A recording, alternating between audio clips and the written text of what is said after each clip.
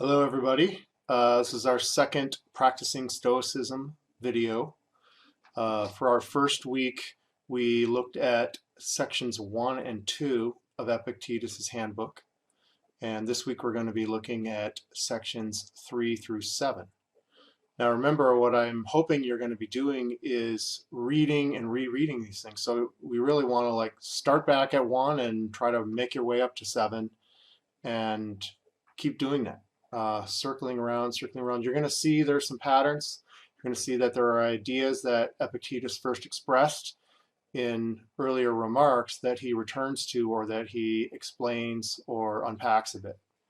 Now, one of the things, remember, from last week was this idea that there are some things that are up to us and some things that are not up to us. And that's a key Stoic idea. Trying to figure out the things that are in our control, the things that, in a sense, we own, the things that we're responsible for, and the things that are not in our control, that are not up to us, that we're not responsible for. And the Stoic goal is to restrict the things that you are attached to, the things that you care about, the things that you are averse to, the things that you don't want to happen, to those things that are up to you. If you could do that, that would mean whether or not you are content, whether or not you are happy, whether or not you're flourishing, would be something that you could control. It would be something up to you. When things went well, you could give yourself credit. When things didn't go well, you could place the blame appropriately with yourself. In one of the sections for today, let's see, I think it was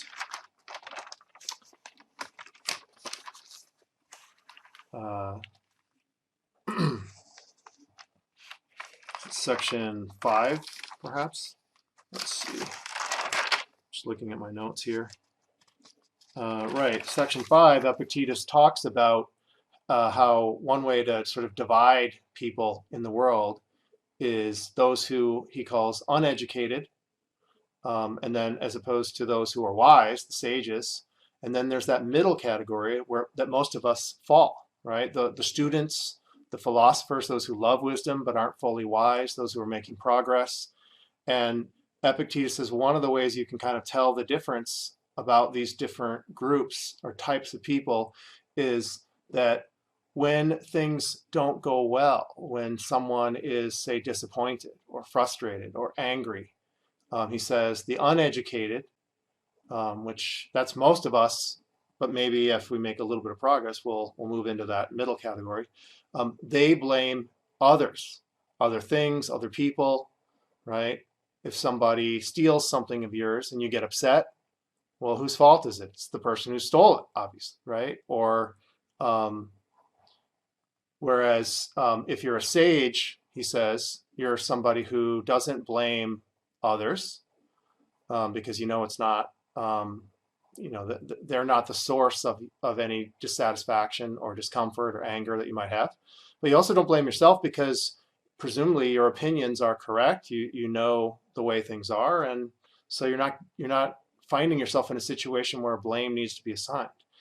If you're in that middle category where you're making progress, and you do find yourself falling short, finding yourself unhappy in some way, well, then you do blame yourself. Like that's the market. That's the difference between the uneducated and the student, the philosopher, the one who's making progress. So that's a small change that we can try to work on, according to Epictetus. Now, remember, another thing about those first two sections that we looked at is early on, Epictetus says, hey, this isn't going to be easy, right? It's going to take work. And it's going to involve modifying what we desire and what we don't desire, like what we strongly want and what we strongly don't want, right? Our desires and our aversions. And Epictetus says, as part of our training, we should just try to set as much as we can desire to one side entirely.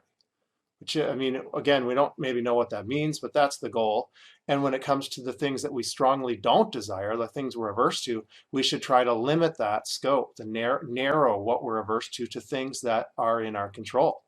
Because if we could do that, then things won't happen that we don't want to happen. So remember, he had kind of set us that as a task, right? And one of the ways that he said to do that was to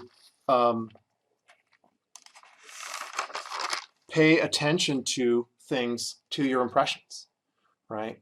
And this is something you can practice. This is something you can be trying out now as you go about your daily life. If something strikes you, and remember, he said in particular, I mean, you can do this with all of your impressions, but the ones that are especially good to work on, right, are the ones, how does he put it? The ones that are jarring, right? This is at the end of section 1. The ones that are jarring, the ones that kind of, something that you find upsetting in some way. That's a hint. Just be on the alert for those. And when they come to you, like almost like getting a telegram or getting a text or getting a message, the Stoic says, stop, notice that, pay attention, and don't immediately assume that whatever the impression is, that it's right. Learning to kind of notice, hey, I'm getting this information, but it may or may not be telling me what's actually going on in the world, or it may or may not be telling me that something bad has actually happened to me, right? That's so learning how to manage those impressions, learning how to limit what you desire and what you don't desire. Those are the things that Epictetus had told us to work on in those first 2 sections. And he's gonna focus in most of the sections that we looked at for this week, especially on restricting our aversion, right? Restricting or limiting things that that we don't want to happen, things that maybe initially we think or habitually we think of as bad, right? And when I look at these sections, I think of, for example, section 3, broadly, you might say as being on the topic of sadness, whereas we might say section 4 is on the topic of anger.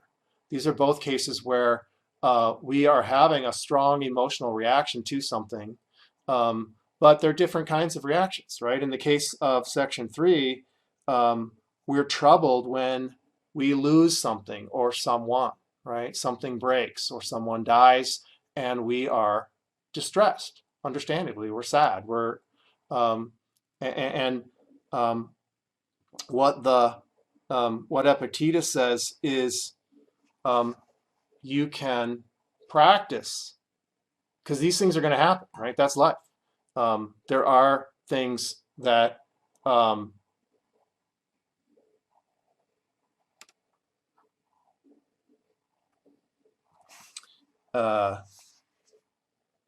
will finish, will die, will break, right? Life is transient. And he said, so he says sort of, thinking about things in particular that you're fond of, because these are the things that we're going to maybe feel most strongly about when we lose them. And we can start training on very small things like a cup or a mug. And the exercise to do is to occasionally remind yourself what that sort of thing is. What is its nature, right? Mugs are the sorts of things that can break if you drop them, or that someone might steal, right? Or that'll just wear out after a while. And then we can sort of slowly maybe build up to bigger things. I mean, of course, the things that we care about the most, that we're most fond of, if you like, are the ones we love. And it's a little, when you read the remark, I mean, it can seem a little harsh. I mean, Epictetus says, when you kiss your little child or your wife or your husband, right, say that you are kissing a human being. So you're speaking to yourself. You're kind of reminding yourself, hey, this is a human being. Then he says, if one of them dies, you will not be troubled. And that can seem like, when people read that, they're just like, are you kidding me? That's ridiculous. I don't want to have anything to do with Stoicism. But what I would say is just sort of try to give them the benefit of the doubt. Don't immediately assume, oh, that he's uncaring or unfeeling. He's not saying that you don't love your spouse or your child or your friend. What he's saying is that even as you love that person, sort of forgetting what sort of thing they are, forgetting that it's in the nature of what it is to be a human being, that we will all die, that we're mortal, that's actually not really loving them. It's just, in a certain way, you're not cherishing them, you're not appreciating them for what they are, if you're sort of imagining or fantasizing that they'll never die, because that's not the sort of thing that they are.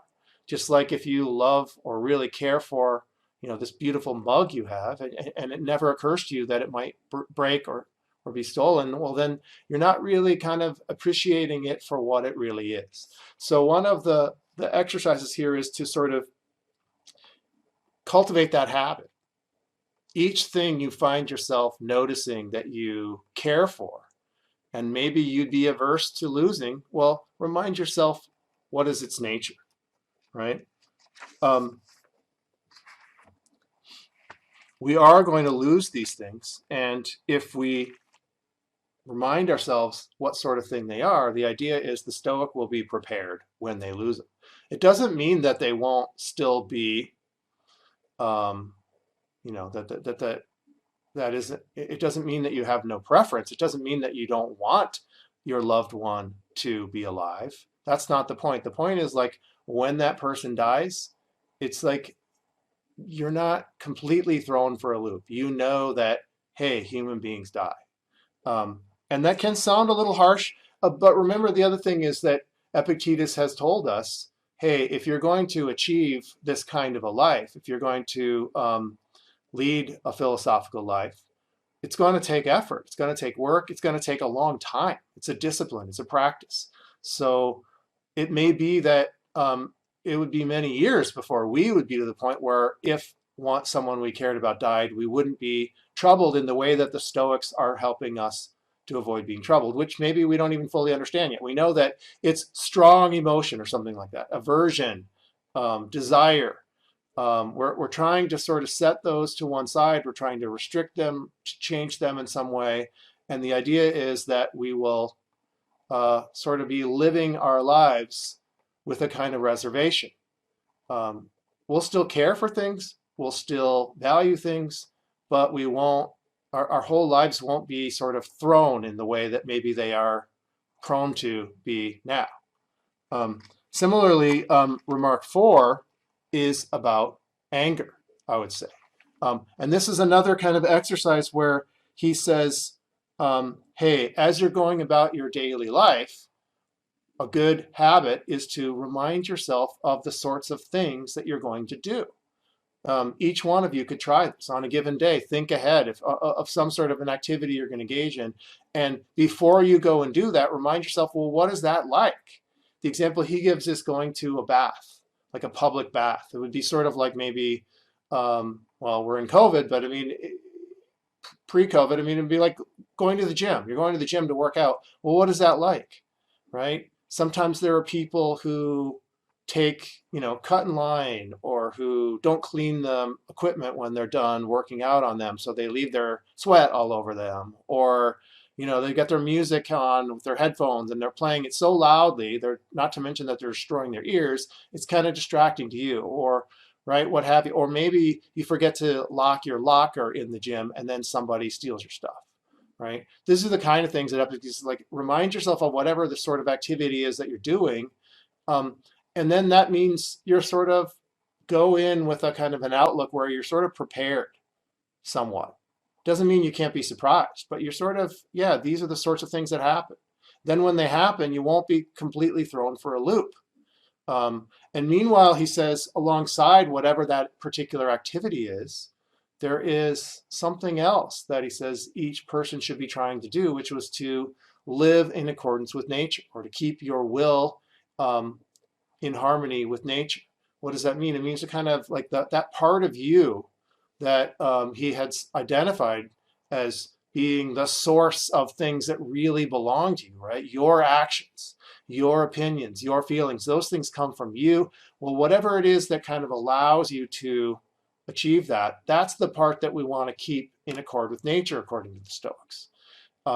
If you can do that, you're sort of, that's the way to a better, fulfilling human life, they think.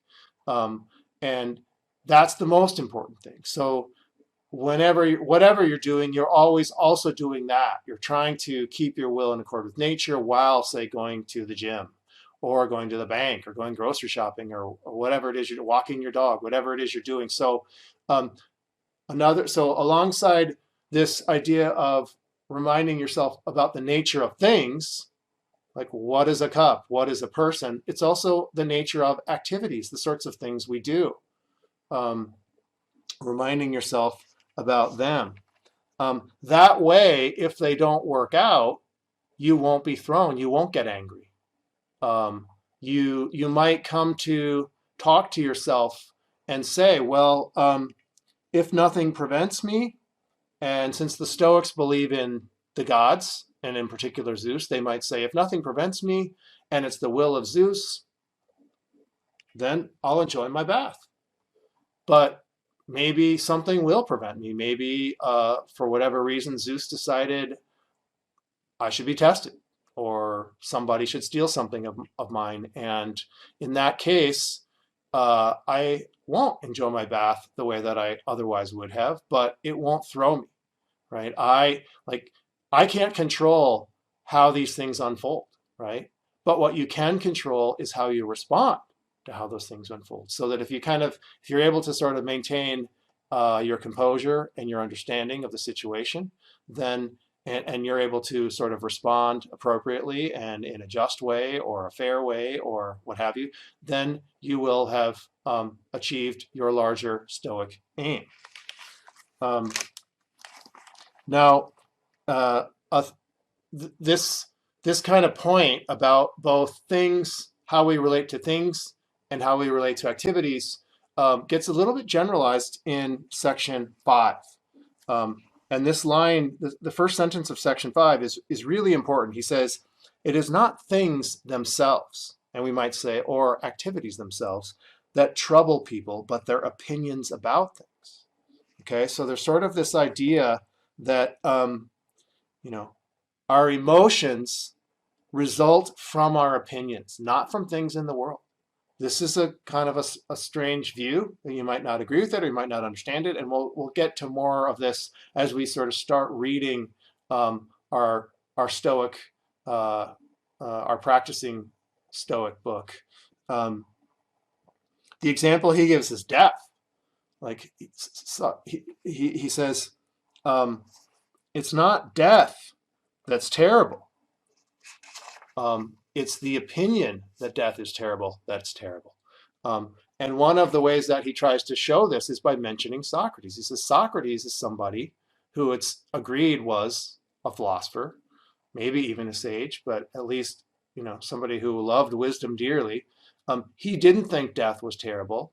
And given that he's thought to be this person who loves wisdom, and then other people do think it's terrible, it sort of shows, well, it's not death itself, but how we respond to death. That's the thing to pay attention to. That, like the person who thinks it's terrible, they're reacting based on their opinion. They think death is terrible, then they fear it, perhaps, or they're angry that it's coming. So this idea that, and this is where this idea of, well, where do we locate properly the blame for the emotions we have? Our emotions, like the other things, remember, that Epictetus mentioned all the way back in section 1, that are up to us, right? Judgments, motivations, desire, aversion, these things are our doing, which means we're responsible for them. We own them, we're responsible for them. If we have emotions that we find to be unsuitable or disruptive, that's on us, according to the Stoics, not on anybody else. And if you agree with that, what's nice about that is that means that you can maybe make some changes. You can approach how you live slightly differently. What you desire strongly, what you are strongly averse to. you can modify that. And if you do, then how your life goes, sort of in a daily, everyday sense, can change. And maybe for the better, maybe a kind of calm or tranquility or even a certain kind of joy could fill your life.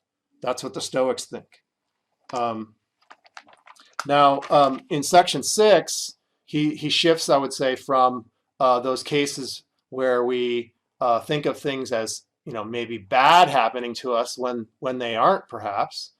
Something breaking, it's not something we want to happen, but it's in the nature of the thing. That's what happens. At some point, that's going to happen. And if we see that, maybe we won't feel strongly in the way that we habitually do. Well, in section 6, he shifts to something that we might think is good. I would call this improper pride. It's a case where he imagines somebody who has something that they are very proud of, but it's not something they've achieved. It's like they have something that has a desirable quality, like maybe a beautiful horse, or you've got a nice truck that's just nice to look at, and you're really proud of it. And what Epictetus says is, well, it doesn't really make sense for you to preen yourself, to kind of like fill yourself up because of this quality that this thing has. There's nothing special about, there's nothing, you haven't really done anything. I mean, maybe you've worked hard to buy it, but like that it has that quality isn't really something that you yourself should be proud of. What should you be proud of? He says, well, you should be proud of those cases where you have where you manage your own impressions. Remember, that was the thing that he said we should work on in section 1, managing our own impressions. That's something each one of us can do, and if we do it well, he says that's an actual good. That's something that would belong to us and that we could be proud of. So he started drawing a contrast between, you might say, improper or false pride, taking pride in things that, it's not really our doing, and those that are. Okay, and then finally, section 7 is a little different than the other ones. It's a story, right? And it's a kind of an extended image. It's a story of a voyage. Somebody's on a boat. The boat stops on land for a little while. It anchors, and the person leaves the boat, and they're gathering some things. They go to get some water, and along the way they find a shell or a vegetable. But they also he says they need to be listening. Like, so if the captain calls, they need to get back on the boat.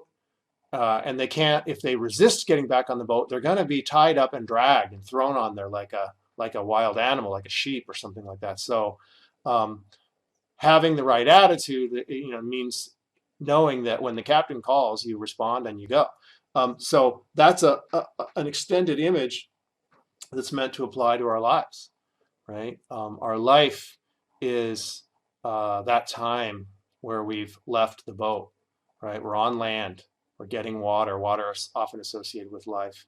And he says we might have a child, we might get married, but whatever it is we're doing in this time on land, we also need to be aware that the captain may call. Well, what does that mean? I mean, the captain in this case has got to be Zeus, right? The main Greek god. If Zeus calls, that means your life has ended. Like Zeus decides, right? It's the will of Zeus when you're born, when you die, and you need to accept that. You need to sort of be ready for that possibility, and you shouldn't be resentful about when it comes to an end. That's not up to you. What you should do is sort of enjoy that period of time that's been allotted to you, but also be aware that that time may end. And if you cling to your spouse or to your child or to land, you're going to die anyway, right? You're going to be forcibly, but then you're going to like kind of leave life in a way where you're sort of struggling, trying to stay alive. And that's going to be like the sheep that's tied up and thrown onto the ship. That's kind of an undignified way to be. That's not a way to express your thankfulness to Zeus, it's kind of almost like you're ungrateful, like you're just sort of, instead of thanking Zeus for the life you were given and the time you were here, you're sort of saying, I want more. And so like the image is sort of, hey, try to enjoy your life, try to enjoy your time on land while you're here, including maybe, yeah, having children or family or spouse, a job that you like, what have you, but also don't lose sight of the fact that the captain may call. And I would connect this to that earlier idea of reminding yourself about the nature of things, like reminding yourself about what you are. You're a mortal being. You're a being that will die at some point.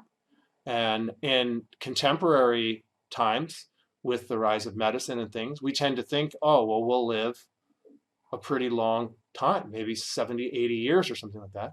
But of course, there's no guarantees. We don't know what's going to happen. And think about it now in the COVID age. Lots of people, even younger people, who've gotten, not many, but some have gotten the virus and have died earlier than we think they should. And that's not to say that the Stoics would, or Socrates for that matter, would say that they would prefer to live a longer life rather than a shorter life. I think they would. But it's more about what sort of attitude do you have to the life that you end up with? Partly because, given that we don't even know how long that life is going to be. How are you going to sort of go about your life on a day-to-day basis? Are you going to kind of remind yourself on occasion what sort of thing you are, and those that you're in relationships with, that we're mortal and we should cherish each other while we're here, and we won't always be here, right? We know that, and the Stoics are sort of saying, don't lose sight of that. Okay, that's what I've got for this week. I hope you continue to read these things, and I hope you start sort of trying to remind yourself of what Epictetus is saying as you go about your day. Maybe at the beginning of the day, you could try saying, all right, what sort of activities am I going to do today, and what are they like? Or at the end of the day, you could look back on your day and find something that went well or something that didn't go well, and think about why. What would Epictetus say about that? Are there impressions you gave into too quickly? Maybe you needed to manage your impressions better. Are there things that you, had you reminded yourself of what they're like, would you have been better prepared for what actually happened? So try that out. Write about these things in your philosophy journal, and I'll have another video for you next week.